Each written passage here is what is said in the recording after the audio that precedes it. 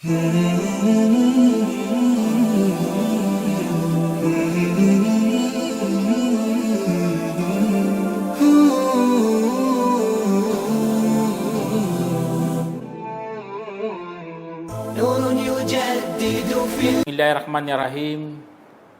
Assalatu wassalam ala asyrafil mursalin wa ala alihi wa ashabi ajma'in. Amma ba'd. Assalamualaikum warahmatullahi wabarakatuh. Mga kapatid sa Islam, nandito naman po tayo para magbigay ng Islamikong pagpapayo patungkol ito sa mga ibibitag ng Satanas. Opo mga kapatid sa Islam, alam naman natin si Satanas ay marami siyang tagasunod dito sa lupa. Marami siyang maluloko.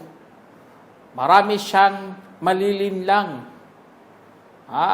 Ang dahilan ng lahat na iyan ay para siya'y sasambahin.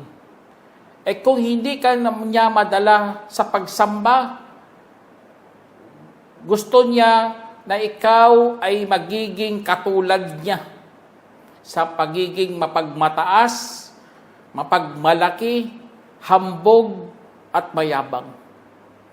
Kaya po, lahat po iyan ay pagiging tuso ng Satanas.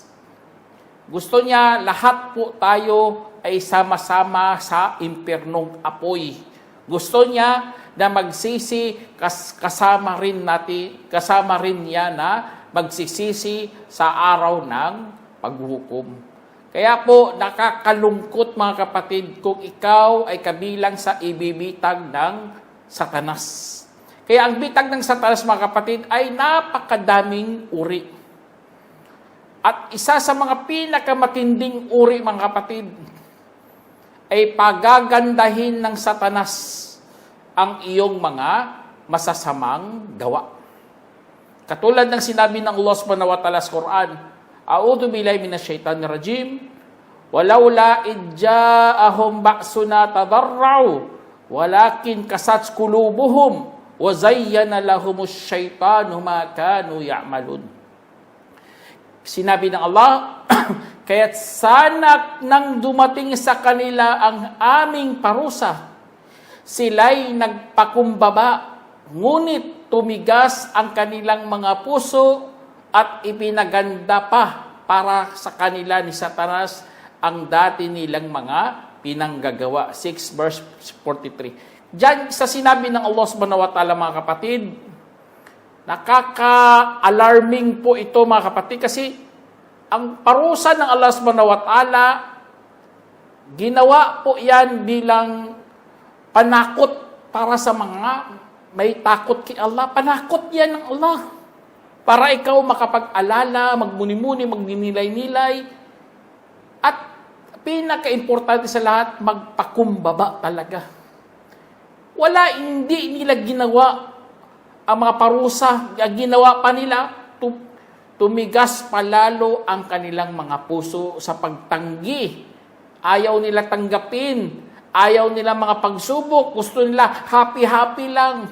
Yun po mga kapatid, sila po ay mga nabitag po yan ng Satanas.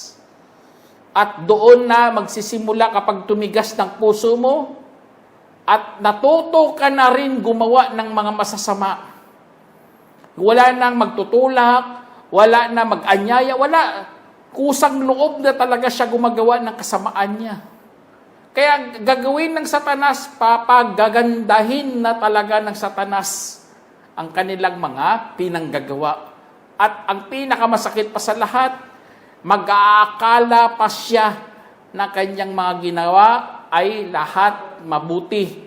Lahat kalugod-lugod kay Allah. Kaya po mga kapatid, yun ang mga nabitag po yan ng Satanas. Ibibitag yan sila. Kasi nahulog na sila sa bitag ng Satanas. At hindi na sila umalis doon. Doon na lang sila nanatili. Na para bang merong kasiyahan o kaya panatiling kasiyahan sa kanilang mga dibdib. Hindi, ayaw nila umalis dyan sa sobrang saya, sa kislap, sa mga liwanag. Doon sila katulad sa bar. Kumikislap-kislap dyan ang mga ilaw dyan. Maraming nagsasayawan, maraming nag-aawitan, maraming nagiinuman, maraming nagbibiro, nag-uusap. Lahat parang ayaw mo nang umalis. Ganun man ang mangyari sa mga tao kapag napuno na ang kanilang pagnanasa, mga kapatid, ay nabubulag na ang tao. Kaya po, mag-ingat talaga kasi yan ang mga yapak po yan ng Satanas. Na sinabi mismo ng Allah subhanahu wa ta'ala, sabi niya, Ya ayyuhalladhina amanu la tattabi'u khutuwati syaitan wa may yattabi' khutuwati syaitani fa innahu ya'muru bil fahsya'i wal munkar walaula fadlullahi 'alaikum wa rahmatuhu ma zaka minkum min ahadin abada walakinnallaha yuzakki may yasha wallahu samii'un alim. Sinabi ng Allah, o mga yaong sumasampalataya, huwag ninyong susundin ang mga yapak ng Satanas. Tignan nyo, ganun na pagkasabi ng Allah. Huwag ninyong susundin ang mga yapak ng Satanas. Ang sino mang sumusunod sa yapak ng Satanas, kung gayon, siya ay talagang nag-uutos ng kalaswaan at kasamaan.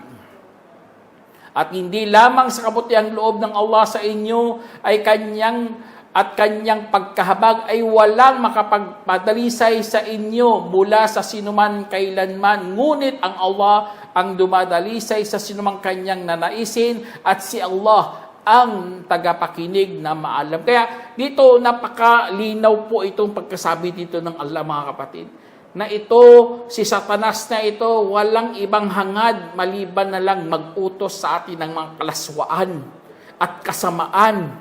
At ang bunga ng dalawang ito ay nagpapalimot kay Allah.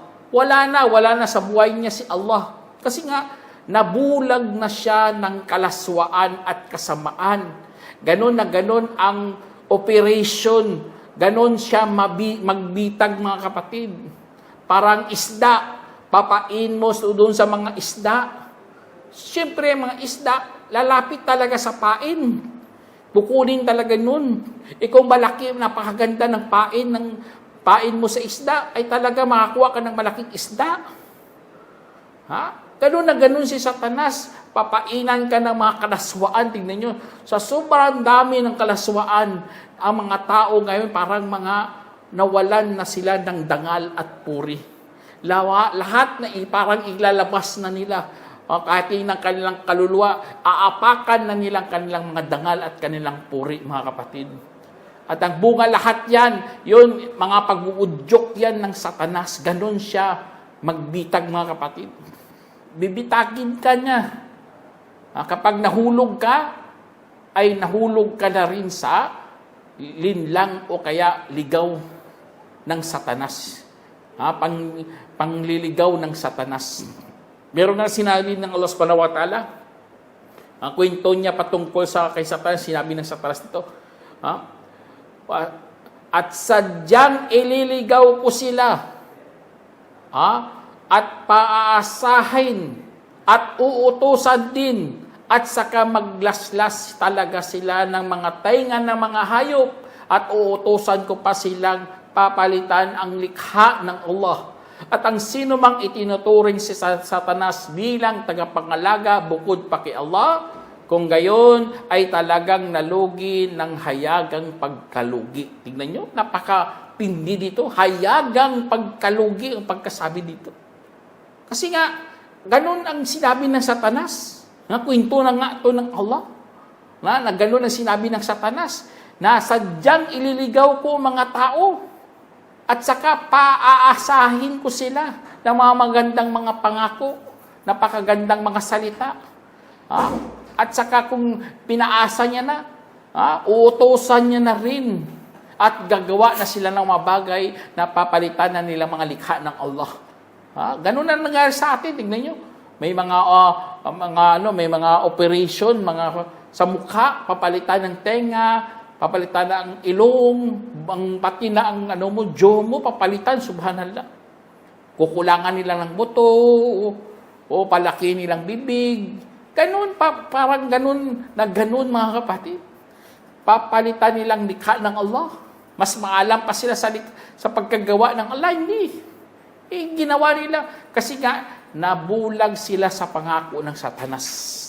Ganun lang yan nabulag ka, basta nabulag ka sa pangako ng Satanas, ay talagang ikaw po ay nalugi ng hayagang pagkalugi. Dito sa mundo at sa kabilang buhay. Kasi ganun na ganun ang Satanas, mga kapatid, ang mga ipinanghako niya, mga pinaasa ka, o ano pa dyan, mga ganda niyang salita, bandang huli, sisirain lahat yan ng Satanas.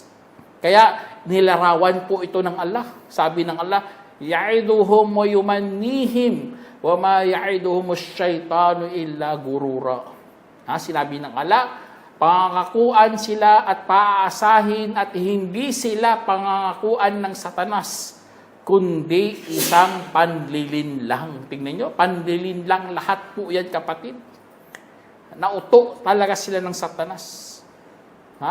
Ang kanilang mga pinanggagawa din sa mundo, akala nila nakakatulong, hindi. Lahat yan, mga panlilin lang, alam mo, para tuso sa Satanas. Alam niyo yung salitang tuso? Ang tuso, matalino, ngunit lahat naman ay ipapahamak ka naman. Dadalihin kanya sa kapahamakan. Yun ang tinatawag nating tuso. Kaya si Satanas, tawag sa kanya tuso. Puro ano sa kanya, pabor sa kanya, hindi pabor sa'yo. Utusan ka na papunta ka doon sa bar, utusan ka uminom ng alak, gagawa ka ng mga kahalayan, agawin mo ang asawa ng iba, ano pa dyan, lahat ng mga pangako niya.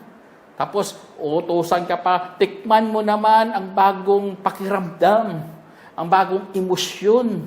Dapat maggalugad ka ng iyong emosyon para makaramdam ka naman ng kapapanabik na mga damdamin. Subhanallah. Ganun lang mga Satanas, mga kapatid. Binubulag ka niya sa realidad. Pero, ang dito, lahat yung mga pangako ng Satanas ay wala kundi isang panlilin lang. Gurura, mga kapatid. Kaya lahat po dapat magbuksan natin ang ating mga mata. Huwag kang magpapabulag, mga kapatid. Kasi kapag ikaw mahulog ka, ay talagang mahirap ka na makalabas. Meron kang sinabi si Allah subhanahu wa ta'ala, at sabihin ni Satanas nang natapos na ang pangyayari, tunay na si Allah ay nangako sa inyo ng totoong pangako at nangako rin ako sa inyo, ngunit pinagtaksilan ko kayo at wala akong kapangyarihan sa inyo maliban na kayo'y aking inaanyahan at saka tumugon naman kayo sa akin. Kaya huwag ninyo akong sisihin, bagkus sisihin ninyo ang inyong mga sarili. Wala akong maitulong sa inyo at wala rin akong maitulong sa inyo sa akin.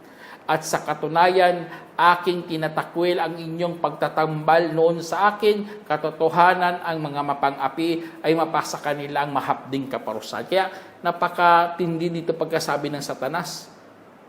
Kaya tinatawag natin itong hilaw na pangako . Akala mo tutulungan ka ng Satanas? Akala mo dadalhin ka niya sa paraiso? Hindi. Magtataksil yan sa bandang huli. Maghuhugas kamay din yan si Satanas. Ayaw na ayaw kanyang harapin. Ayaw na ayaw kanyang tulungan.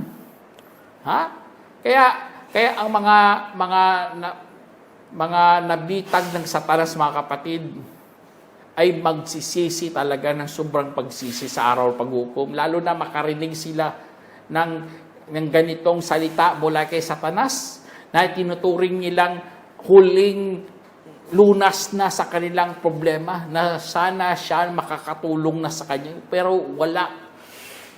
Parang nabasag yan na salamin, mga kapatid, ang iyong inaasahan. At sana ilayo tayo, mga kapatid, kasi nakakalungkot ganito mangyari sa mga tao na ito. ang mga nabitag ng Satanas. Ha? Kung iisipin mo kung ikaw ay sa ganitong kalagayan, sa ganong sitwasyon, ano na lang mangyari sa'yo? Iiwanan ka ni Satanas. Tapos ikaw, numero 1 na tagasunod niya dito sa mundo. Tapos ganun lang palang mangyari sa'yo sa araw pag-uko. Kaya dito pa lang sa mundo mga kapatid, layuan mo na at wag kang makinig sa mga demonyo na yan. Ha? At isa sa mga makakatulong sa iyo para malayo mong sarili mo sa mga bitag ng Satanas, wag kang kakain ng haram. Katulad ng sinabi ng Allah. Sabi niya, Ya ayyuhalladhina amanu, ya ayyuhan nasu kulu mimma fil ardi halalan tayyiba, wala tattabi'u khutuwatis syaitan, innahu lakum aduwwum mubin. Kasi sinabi ng Allah, o sangkatauhan, kumain kayo ng anumang mula sa kalupaan ng malilinis na pinapahintulutan na at huwag susundin ang mga yapak ng Satanas. Katotohanan siya para sa inyo ay isang malinaw na kaaway. Tingnan niyo mga kapatid dito. Inutusan tayo ng Allah na kumain ng mga malilinis at pinapahintulutan. Hindi lang malinis. Dapat pinahintulutan. Sampula lang, manok. Oo po, mga kapatid, manok, halal, malinis. Pero, dapat, nakatay. Yun ang pinapahintulutan. Hindi malinis, tapos kainin mo. Hindi ganun. Dapat, pinahintulutan. Kahit manok po yan. Sampula lang manok. Ang iba, kahit alam na nila haram ang sabong, nagsasabong pa rin. Bismillah. Alam nila ang sabong haram na haram, pero nagsasabong pa sila. Tapos namatay mga manok doon. Alam natin ang manok malinis, pero sa ganitong sitwasyon mga kapatid, hindi na pinapahintulutan. Kaya tama talagang sabi dito ng Allah, halalan tayyiba. Dapat malinis at pinapahintulutan mga kapatid. Kaya yun ang isa sa mga gawin natin para mailayo po tayo sa bitag ng Satanas. Kumain tayo ng malinis at pinahintulutan halal. Kaya inshallah kahit sa ganitong mga pagkakataon mga kapatid, naisip mo pa rin si Allah subhanahu wa ta'ala. Madagdagan pa rin ang takot mo. At hindi ka nakikinig kay Satanas. Kasi kung mapapansin mo, ang laging nakikinig kay Satanas, ang laging kumakain ng haram. Katulad na lang kumakain ng baboy. Numero 1 yan sila sa paggawa ng kasamaan. Walang takot sa Diyos. Walang pakundangan. Wala. Kasi nga, doon sila, kumakain pala sila ng mga haram. Kaya tayo mga Muslim, huwag tayong gagawa ng mga ganitong mga gawain. At isa sa mga maraming nabibitag mga kapatid, ito kalat sa panahon natin. At nakakalungkot kasi halos sa mga kabataan, pati mga matatanda, ay nabitag ng Satanas. Ano po yan? Ang pagkuha ng mga hindi nila asawa. O kaya magkakasintahan. Yun, kapag mayroong ganito mga kapatid, ibig sabihin na malapit ka sa bitag ng Satanas. Kaya sa Islam, kapag mayroong mga bawal, doon ka sa halal. Huwag ka pumunta doon sa haram. Kasi kapag ikaw napasama sa mga ganitong mga gawain mga kapatid, ay parang ganito na rin ang mangyayari sa iyo. Katulad sinabi ng Allah, innama ya'murukum bis-su'i wal fahsya'i wa an taqulu 'ala Allahi ma la ta'lamun. Sinabi ng Allah, tanging nag-uutos siya sa inyo ng masasama at malalaswa at makakapagsalita tungkol kay Allah na hindi naman ninyo nalalaman. Tingnan nyo, ganito ang mangyari sa iyo eh. Makapagsalita ka ng mga bagay kahit wala kang alam, pero tinutulak mo pa rin, pinipilit mo pa rin, kasi nga, nabitag ka ng Satanas. Kaya ingat po tayo bilang mananampalataya bilang may takot kay Allah subhanahu wa ta'ala. Ha? Tapos ito pa mga kapatid, at isa sa mga bitag ng Satanas ang mga magagandang babae. Opo mga kapatid, kasi mayroong hadith si Prophet Salam na nabanggit, inulat ni Abdullah radhiyallahu anhu na sinabi ng Propeta Salam, ang babae ay aura dahil kapag siya ay lumabas, gagawin siyang kaakit-akit ng Satanas. At ang pinakamalapit na maaari ang babae sa kanyang Panginoon kapag siya ay nasa loob-looban ng kanyang pamamahay. Isinalaysay ni Ibn Khuzaimah at itinama ni Albani. Kaya sa hadith na ito mga kapatid, ang babae ay aura. Ibig sabihin, dapat marunong talaga siya magsuot ng kanyang hijab. Dapat matakpan niya talaga ang kanyang dapat takpan. At alhamdulillah si Islam, tinuturuan talaga tayo niyan. Nagsusuot ng ating mga kapatid na kababaihan ng hijab. Una-una, para yan, tungkulin nila yan kay Allah. Sinusuot nila yan para malugod si Allah. Pangalawa, proteksyon po yan. Kasi nga, una-una si Satanas nandyan. Gagawin kang kaakit-akit. Alam naman natin kapag si Satanas nandyan, tapos ginawa kapag kaakit-akit, maraming mga masasamang loob mga kapatid na lalapit sa iyo. Hahamakin ka nila, ipapahamak ka nila, pipinsalain pa ang iyong dangal at puri, pati na rin ang iyong pamilya. Kaya lahat po yan mga kapatid, yan, mag-ingat ka kaysa mabitag ka ng Satanas. Kaya sa mga sa may takot kay Allah subhanahu wa ta'ala, lumalayo talaga tayo. Kasi nga alam naman natin yan ang mga babae pati na rin mga lalaki, may mga pagsubok yan sa bawat isa ng Allah subhanahu wa ta'ala. Para magkaroon po tayo ng lakas ng loob. Lalo na merong hadith si Prophet sallam, sabi niya, Nabi sallallahu alaihi wasallam, la yakhluwanna rajulun bi imra'atin illa kana thalithuhuma syaitan. Sinabi ng Propeta sallam, wag mag-isa ang lalaki sa babae maliban ang pangatlo nilang dalawa ay ang Satanas. Isinalaysay ni Tirmidhi at itinama ni Albani. Kaya yun, isa sa mga rin ito mga kapatid. Kasi sa panahon natin, pabaya na tayo, wala na tayong pakiramdam, hindi natin alam, nahuhulog ka na pala sa bitag. Kaya, pag-ingat mga kapatid. Kahit sa cellphone, hawak-hawak mo, pag-ingat ka pa rin. Kahit ikaw nag-iisa ka dyan, nanonood ka. Kapag naano ka na, tukso ka dyan, nadala ka ng iyong pagnanasa, ibig sabihin niya, nahulog ka sa bitag ng Satanas. At minsan, kapag nahulog ka na sa bitag ng Satanas, minsan hindi ka na makakalabas. Tingnan nyo karamihan sa mga tao sa ngayon, nagpupuyat na sila, hindi na sila tutulog ng maaga. Minsan hindi na sila makapagsalan ng padyar sa oras kasi nga dahil sa puyat. Kasi nga sa sobrang panonood ng cellphone na yan. Kaya mag-ingat din mga kapatid kasi kapag nahulog ka dyan sa bitag ng Satanas, baka hindi ka na mag-iisip ng tama. Makapaggagawa ka ng mga kalaswaan o ano pa dyan. Kaya yun, isa sa mga ng Propeta Muhammad sallam. Kaya alam naman natin kahit titignan mo mga ganyan, ay nakakapagpagsala ka pa minsan sa Allah subhanahu wa ta'ala.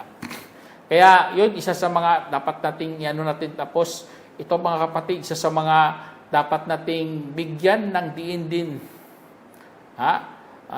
Ang mga bitag ng Satanas ay ang pagsuot ng mga mahahalay na mga kasuotan. Alam naman natin kapag ang mga kababaihan, pati na rin kalalakihan, kapag sila lumabas, tapos ang kanilang damit ay kakit-akit talaga, mahalay talaga. Sa sobrang iksi, sobrang pit, masyado, o ano pa dyan, nakakaakit talaga. Ang turing natin dyan, mahalay na mga damit, mga kapatid. Sana proteksyonan tayo ng Allah subhanahu wa ta'ala na hindi tayo makagawa o kaya lalapit sa mga tukso ng Satanas. Kasi nga alam naman natin si Adam at si Hawa, dahil natukso sila, hinubaran talaga sila ng Allah subhanahu wa ta'ala ng kanilang mga damit mula sa liwanag. At napakita ang kanilang mga aurat, ng kanilang mga pribadong bahagi na ilabas. Ibig sabihin pala, panahon ni Adam at ni Eva ay kahiya-hiya talaga kapag ikaw ay nakahubad. Ikaw mahalay ka na tao. Sa tingin ng Allah, mababa, mahamak ng mga ganitong mga nilalang. Pero sa panahon natin, subhanallah, nag-iba na. Pagkos pinagyayabang pa nilang kanilang hubog ng kanilang mga katawan. Na hindi nila alam na maraming maapektuhan sa ating mga lipunan. Tingnan nyo, ngayon parang wala na silang takot kahit anong ipapalabas nila. Kaya dumami ang krimen, mga kapatid. Yun ang epekto Sa totoo lang, kasi ang laging nanonood, tumataas ang kanilang pagnanasa, gusto nila makamit para kaya maigsan ang kanilang pagnanasa, gagawa ng masasama yan. Kaya maraming nadadamay, mga bata, kahit sa bahay, ginagahasa, kasi ganun ng mga kapatid ang kanilang epekto. Kaya yun, isa sa mga bitag yan Satanas na dapat nating iwasan. Sana meron kayong napulutang aral, mga kapatid. Hanggang dito na lang. Assalamualaikum warahmatullahi wabarakatuh. جمعية الدعوة نور، الدعوة للجميع.